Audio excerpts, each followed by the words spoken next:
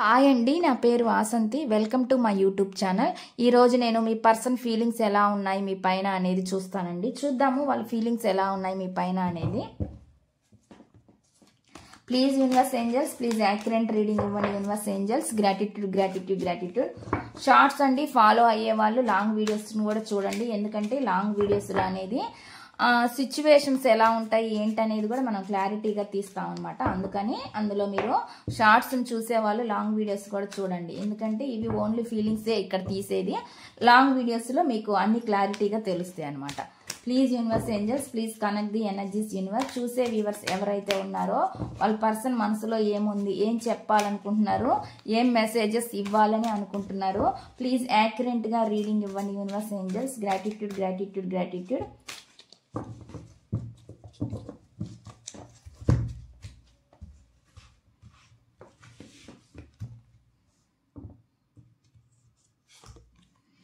I am waiting for you అని చెప్పి చెప్తున్నారండి. వాళ్ళంటే వెయిట్ చేస్తున్నారంట, మీకోసం ఎదురు చూస్తున్నారంట. అటువంటి మెసేజ్ అనేది ఇస్తున్నారు.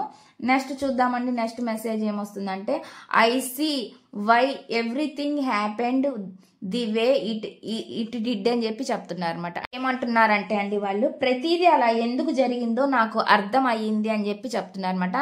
ఏమైతే జరిగినాయో, ఏమేం కారణాలు అయితే జరిగినాయో, ఏం సిచ్యువేషన్స్ అయితే మీ మధ్య వచ్చినాయో, అలా ఎందుకు జరిగింది అసలు అనేది వాళ్ళకి అర్థమైందంట. అటువంటి మెసేజ్ అనేది ఇక్కడ ఇస్తున్నారు అనమాట. ఎందుకు జరిగింది, ఏం జరిగింది అనేది వాళ్ళు తెలుసుకున్నారో మరి తెలుసుకుంటున్నారో కానీ మీకైతే అటువంటి మెసేజ్ ఇస్తున్నారు. I did not mean to hurt you అని చెప్పి చెప్తున్నారు అనమాట. అంటే ఏం చెప్తున్నారంటే అండి, ఇక్కడ నేను నిన్ను బాధ పెట్టాలని అనుకోలేదు అని చెప్పి చెప్తున్నారు అనమాట. అటువంటి మెసేజ్ అనేది మీకు ఇస్తున్నారండి. నెక్స్ట్ చూద్దాం నెక్స్ట్ మెసేజ్ ఏం చెప్తున్నారు అనేది.